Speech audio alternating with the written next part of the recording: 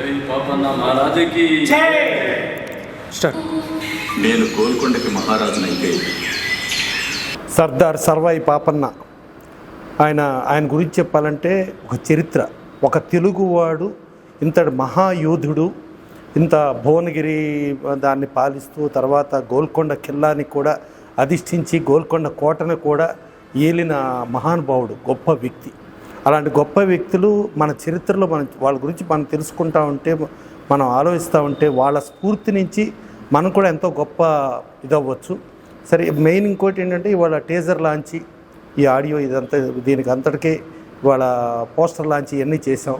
ఈ చేసిన దానికి మనం బ్యాక్గ్రౌండ్గా చూసుకుంటే నందమూరి తారక రామారావు గారు మన ముందుకు నడిపించేటట్టుగా ఆయన దగ్గరుండి పోస్టర్ లాంచ్ చేయటం ఇదంతా జరిగింది.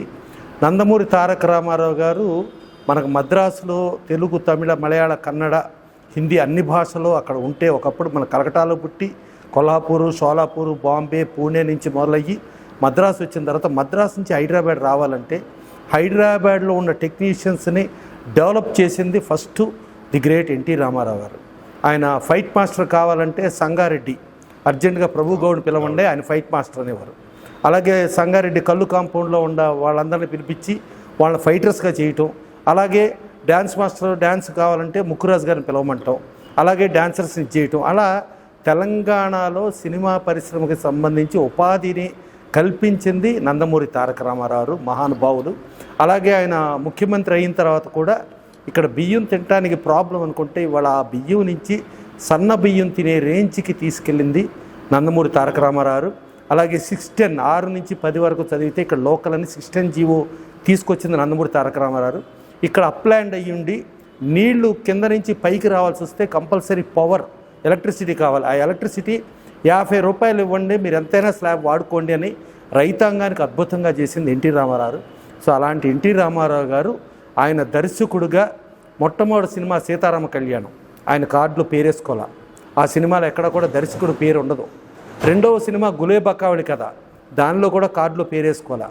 తర్వాత మూడో సినిమా శ్రీకృష్ణ పాండవ్యం, అప్పుడు SIFDA South Indian film directors association Pullaiah గారిని పంపిస్తే వాళ్ళు, సార్ మీరు డైరెక్టర్గా పేరేసుకోకపోతే డైరెక్టర్లు అందరూ అవమానంగా ఫీల్ అవుతున్నారండి, మీరు కొంచెం పేరేసుకోవాలండి అంటే ఆయన చెప్పిన మాట ఏంటంటే, నేను BA డిగ్రీ 3 సంవత్సరాలు చదివి పాస్ అయితే డిగ్రీ వస్తుంది, అలాగే నేను దర్శకుడిని అవ్వాలంటే 3 సినిమాలు సూపర్ హిట్ చేయగలిగితేనే నాకు దర్శకుడు డిగ్రీ వస్తుంది, అలా దానికోసమే చేశాను కానీ ఒకళ్ళని అవమానించాలని కాదు.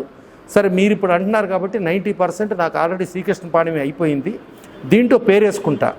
ఒకవేళ శ్రీకృష్ణ పాండవ్యం ఫెయిల్ అయితే నేను అన్ని శాఖలు, నటుడుగా, దర్శకుడుగా, నిర్మాతగా, సినీ రంగం నుంచి నేను వెళ్ళిపోతాను అని చెప్పి ధైర్యంగా పేరేసుకుని ఆ మూడో సినిమా శ్రీకృష్ణ పాండవ్యం కూడా ఒక చరిత్ర సృష్టించిన ఒక చరిత్రకారుడు, ఒక అద్భుతమైన వ్యక్తి.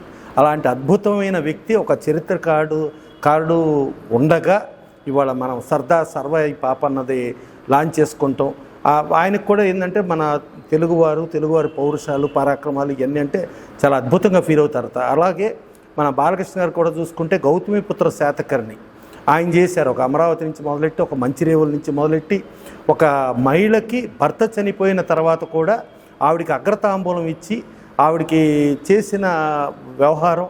అలాగే చిన్నపిల్లాడు, తాత నువ్వు చంపుతావా నన్ను చంపమంటావా అనే ఒక ఆవేశాగ్ని రగిలింపజేసిన గౌతమిపుత్ర శాతకర్ణి. ఇలాంటివి సినిమాలు వస్తేనే మనలో ఇదవుతుంది. ఇప్పుడు ఎంతసేపు మనం ఏంటంటే సాఫ్ట్వేర్ చేసాం, లేకపోతే ఇంకోటి చేసేస్తే డాలర్స్లోనో పౌండ్స్లోనో లేకపోతే ఇంకేదో పెద్ద పెద్ద డబ్బులు వచ్చేస్తే ఆ డబ్బులతో మన కుటుంబాలను మనం కాపాడుకుంటాం కాదు. కుటుంబం అంటే సమాజాన్ని కాపాడాలి. ఈ సమాజంలో ప్రకృతి పంచభూతాలు సాక్షిగా మనం పెరిగి పెద్ద అయినప్పుడు ఈ సమాజానికి ఏం చేస్తున్నామో తెలుసుకోవాలి అనే దగ్గర ఈ చరిత్రలు చెప్పడానికే ఇలాంటివి. ఇప్పుడు మా వెంకటేష్ గౌడ్ గారు ఏఐలో ఈ సర్దార్ పాపన్న సినిమా చేయటం జరిగింది. ఈ సినిమాకి ఏంటంటే యాక్చువల్గా సర్దార్ సర్వాయి పాపన్న గౌడ్ గారు ఒక ముస్లిం మహిళను పెళ్లి చేసుకుంటం జరిగింది. సో ఇక్కడ ఏంటంటే ఏమన్నా మత కల్లోలాలు ఇబ్బంది ఏమైనా వస్తుందేమో అని చెప్పి సెన్సార్ వాళ్ళు దానికి ఆ చరిత్రకు సంబంధించిన ఫ్యాక్ట్స్ మేము చూసి కానీ మేము చేయలేమని అంటే అప్పుడు వెంకటేష్ గౌడ్ గారు వాళ్ళకి క్లీన్గా వివరించి ఆ చరిత్ర మొత్తం తెలియజెప్పి ఆ చరిత్ర సాక్ష్యాలు చూపించి దాన్ని చేయటం.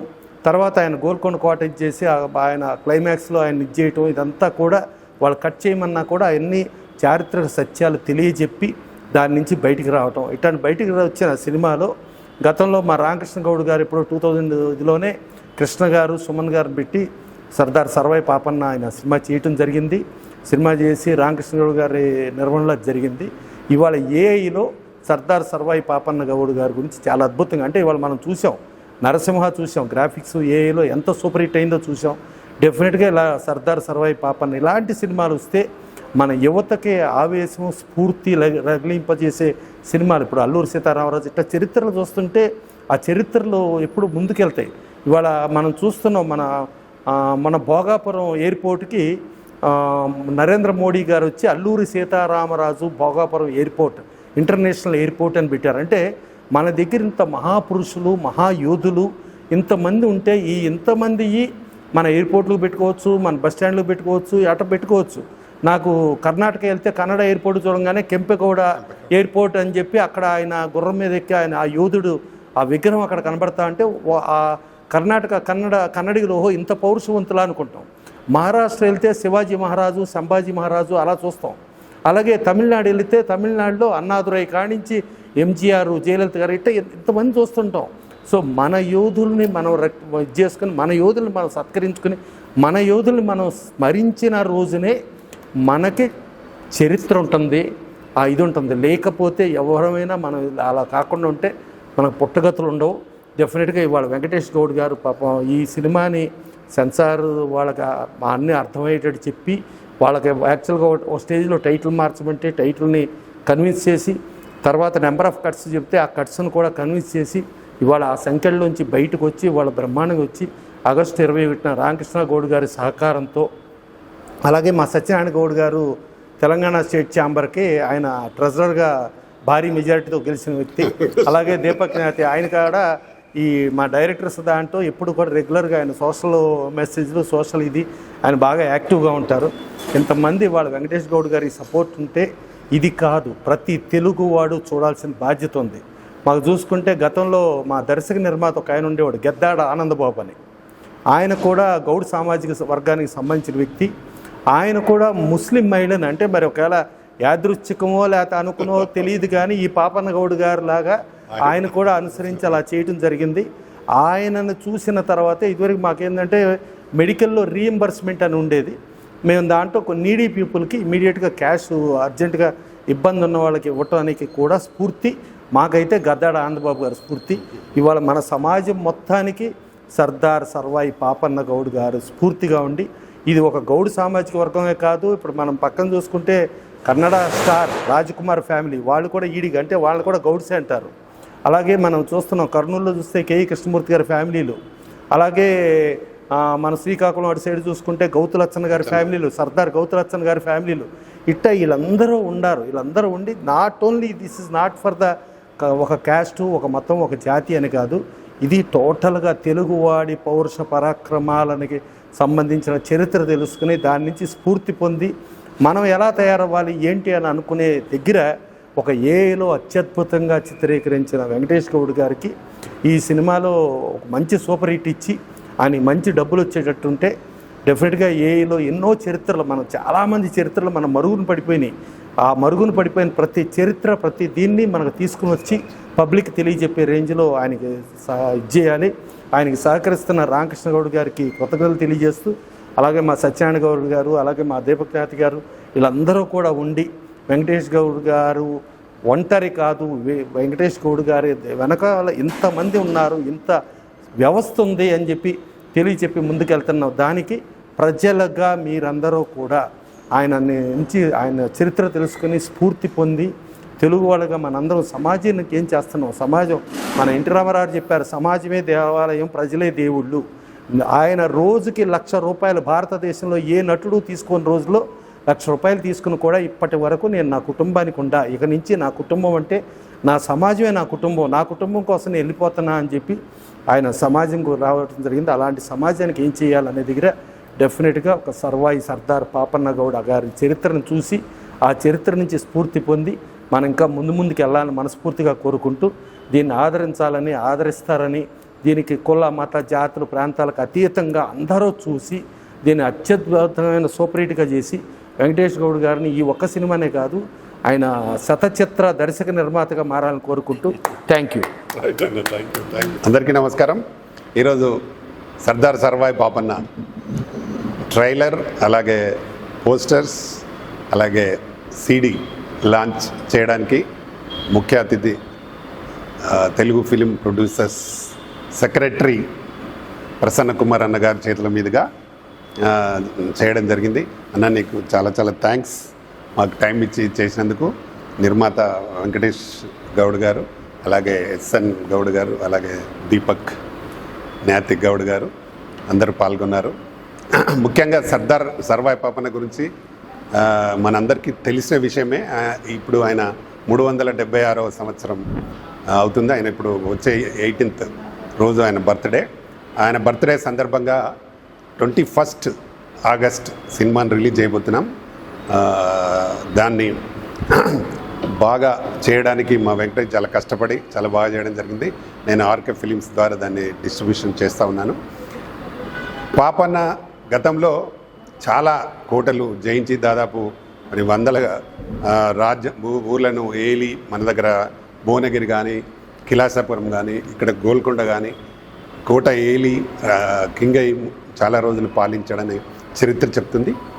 అలాంటి యోధుడికి ఆ రోజుల్లోనే అన్ని కులాలు, అన్ని మతాలు ఆయనకు సపోర్ట్గా ఉండి, అంటే వారు చేసింది రజాకారుల పైన దండయాత్ర చేసి వాళ్ళు చేసింది కరెక్ట్, వాళ్ళు పన్నుల కోసం కానీ ప్రజలను హింసించే దాని గురించి కానీ వీళ్ళందరూ ఏకమై ఆ రోజు పోరాడి వాళ్ళందరినీ యుద్ధంలో ఎదుర్కొని పోరాడి గెలిచి ఒక గోల్కొండకే కింగ్ అయినాడు. అక్కడ మనకు ఈరోజు ఎల్లమ్మ టెంపుల్ కట్టడం జరిగిందని చరిత్ర చెప్తే, ఈరోజు ఫస్ట్ బోనం మనకు హైదరాబాద్లో బోనాలు చేస్తే ఫస్ట్ బోనం అక్కడే గోల్కొండలోనే చేస్తారు. కాబట్టి అంత పెద్ద మహావీరుడి చరిత్రను మేము 21వ తారీఖు రిలీజ్ చేయబోతున్నాం. కాబట్టి మీరందరూ, ప్రేక్షకులందరూ ఈ సినిమా చరిత్రను చూడాలి. అసలు ఆయన ఏం చేసిండు, ఎలా చేసిండు, ఆయన చేసిన పోరాటం ఏంది, అంటే ఆయన చేసిన పనులేంది, వాటి గురించి క్లుప్తంగా ఉంటుంది సినిమాలో. కాబట్టి తప్పకుండా ప్రేక్షకులు ఈ సినిమాను చూడాల్సిందిగా కోరుతున్నాం. తప్పకుండా దీనికి, ఇలాంటి దానికి మా అన్న ప్రసన్న అన్న లాంటి వాళ్ళు సపోర్ట్ చేయడం నిజంగా చాలా చాలా సంతోషం. ఎందుకంటే సినిమా సెన్సార్లో ఉన్నప్పుడు అన్నగారు బాగా సపోర్ట్ చేసి, అన్నగారు వారితో మాట్లాడి తప్పకుండా సినిమాకు సెన్సార్ రావాలని సపోర్ట్ చేసినందుకు అన్నకు నిజంగా నీకు థ్యాంక్స్ అన్న. చాలా కష్టపడి మాకంటే రాత్రిపూట కూడా అన్నకు చేసి మా వెంకటేష్కు మీరు మెసేజ్లు కూడా పెట్టారు. చాలా గ్రేట్ అన్న, చాలా చాలా థ్యాంక్స్. అందరూ కలిసి మొత్తం మీద సినిమా రిలీజ్కు రావడం జరిగింది. ప్రేక్షకులు నిర్ణేతలు కాబట్టి ఇది తప్పకుండా చూసి దాని ఫలితాలు ఎలా ఉంటాయనేది మీరు చెప్పాల్సిందిగా కోరుతూ, మరొకసారి ప్రేక్షకులందరూ ఈ సినిమా 21వ తారీఖు స్టార్ట్ అవుతుంది, రిలీజ్ అవుతుంది. తప్పకుండా చూసి మీ అభిప్రాయాలు కూడా మాకు మా వెంకటేష్ తెలవాలని తెలుపుతూ మరొకసారి అందరికీ నమస్తే. అన్నగారికి కూడా థ్యాంక్ యూ. నమస్తే. అందరికీ నమస్కారం. గౌరవనీయులు పెద్దలు, నిర్మాత మండలి జనరల్ సెక్రటరీ గారు ప్రసన్న కుమార్ గారికి నా యొక్క నమస్కారములు. అలాగే అన్న రామకృష్ణ అన్న, నిర్మాత, దర్శకుడు మరియు డిస్ట్రిబ్యూటరు, అలాగే అన్న సత్యనారాయణ గౌడ్ గారు, అన్న కూడా డిస్ట్రిబ్యూటరు, అలాగే దీపక్ సార్ గారు నంది అవార్డు గ్రహీత, దర్శకుడు, నిర్మాత, అందరికీ ఈ శుభ సాయంత్రం వేళ నమస్కారములు. అలాగే మీడియా మిత్రులకు మీ అందరికీ నమస్కారములు. సర్దార్ సర్వాయి పాపన్న స్వతంత్ర సమరయోధుడు, ఒక విప్లవకారుడు, తిరుగుబాటుదారుడు. 376 జన్మదిన సందర్భం పురస్కరించుకొని ఈ చిత్రం సర్దార్ సర్వాయి పాపన్న సినిమా ఆయన జీవిత చరిత్ర నుంచి ముఖ్యమైన ఘట్టాలు తీసుకొని నిర్మించడం జరిగింది. ఆగస్టు 21 ప్రేక్షకుల ముందుకు మేము వస్తున్నాం. సినిమా చాలా అద్భుతంగా, చాలా బాగుంటుంది. మీరు చూసి ఖచ్చితంగా మీరు చరిత్రను తెలుసుకునే క్రమంలో మాకు మంచి అభిప్రాయంతో మాకు బాగుంటుందని మేము అనుకుంటున్నాం. అలాగే పాపన్న గురించి ఆ రోజుల్లో 300 సంవత్సరాల క్రితం ఆనాటి ఔరంగజేబ్ పాలనకి, గోల్కొండ సుల్తాన్కి వాళ్ళ సైనికుల అరాచకాలను, పన్నుల భారాన్ని, ప్రజలను పీడిస్తున్న విధానాన్ని పాపన్న ఎదిరించి వాళ్ళ కోటలు జయిస్తూ, కొత్త కోటలు నిర్మాణం చేస్తూ, ఒక ఒక మహారాజుగా 30 సంవత్సరాలు స్వతంత్ర పాలకుడిగా ఎదిగి ఇక్కడి ప్రజలకి న్యాయం చేస్తూ, అలాగే కుంటలు చెరువులు నిర్మాణం చేస్తూ స్వచ్ఛమైన పరిపాలన అందిస్తూ ఒక గొప్ప వీరుడిగా తను పేరుగాంచినవాడు. ఈ చిత్రంలో కూడా చూపించడం జరిగింది. ఆనాటి సమకాలీకులు శివాజీ, శంభాజీ మరియు అక్కన్న, మాదన్న వారి గురించి కూడా చిత్రంలో చూపించడం జరిగింది. ఈ చిత్రం చాలా అద్భుతంగా ఉంటుంది, మీరు చూసి ఆనందిస్తారని కోరుకుంటున్నాను. నమస్కారం. అందరికీ నమస్కారం. నేను దీపజ్ఞాతి, ప్రొడ్యూసర్, డైరెక్టర్ని. మా సర్దార్ సర్వాయి పాపన్న సినిమాకు గాను 21 ఆగస్టున రిలీజ్ ఉంది. ఆ సినిమా మా పతాన్ రామకృష్ణ గౌడ్ గారి డిస్ట్రిబ్యూషన్లో ఆంధ్ర సీడెడ్ నైజాంలో విడుదల కావడం మాకు చాలా ఆనందంగా ఉంది.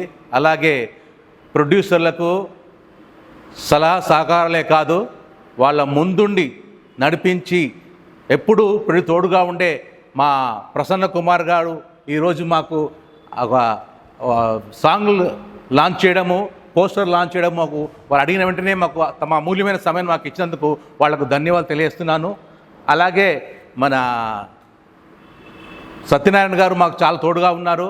నేను మెయిన్గా చెప్పొచ్చేది ఏంటంటే, ఈ సర్దార్ సర్వాయి పాపన్న సినిమా దర్శకుడు నిర్మాత అయిన ఎల్ వెంకటేష్ గౌడ్ గారు ఇలాంటి ప్రొడ్యూసర్ మనము మన ఇండస్ట్రీకి కాపాడుకోవాలి. ఎందుకంటే ఒక మంచి విజన్తో వెళ్తున్న మనిషి ఇవాళ ఈ సినిమా ఒక చారిత్రాత్మక సినిమాను పెద్ద ఎత్తున ఒక గ్రాఫిక్లో తీశారు. సో అంత ధైర్యం చేసిన అతను ఈ సినిమా ఆయన కాపాడుకొని ఈ సినిమాకు మనము రిటర్న్స్ మంచి డబ్బులు ఆయనకు ఇస్తే ఆయన సినిమాలో నిలదొక్కుని మంచి మంచి టెక్నీషియన్కు చాలామందికి విరివిగా అవకాశాలు ఇస్తారు. అందుకే ఇలాంటి ప్రొడ్యూసర్ మనం కాపాడుకోవాలని విన్నవిస్తూ అందరినీ 21 రోజు థియేటర్కి వెళ్ళి మా సినిమా సర్దార్ సర్వాయి పాపన్న చూడాల్సిందిగా మనవి చేస్తున్నాను.